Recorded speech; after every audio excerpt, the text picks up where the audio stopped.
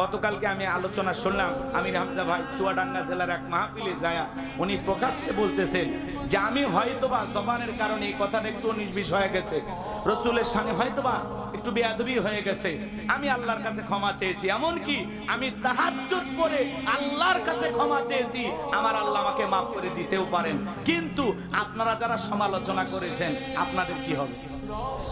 হ্যাঁ, কেউ তাকে কাফের ফতোয়া দিল, কেউ বলে আমির হামজা গাঁজা খা। আচ্ছা বলেন তো, আমির হামজা কি গাঁজা খায়?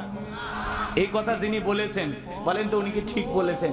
সমালোচনা হবে গঠনমূলক, সমালোচনা হবে সংশোধনের উদ্দেশ্যে, সমালোচনার ভাষা হবে মার্জিত ভাষা, সাবলীল ভাষা, সুন্দর ভাষায় সমালোচনা করতে হবে। কথা বলে ঠিক না?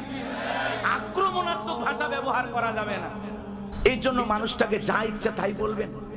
আজকে এই কথা নিয়ে আমরা যা শুরু করেছি ভাই, এত কথা ছড়াছড়ি করলে, একে অপরের এত সমালোচনা করলে মানুষ আমাদেরকে কি বলবে? এই জন্য আমরা ঘৃণা ছড়াবো না। কেউ যদি ভুল করে কাছে গিয়ে সংশোধন করার চেষ্টা করব।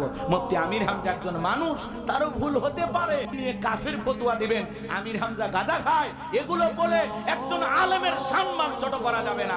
কথা বলেন ঠিক না?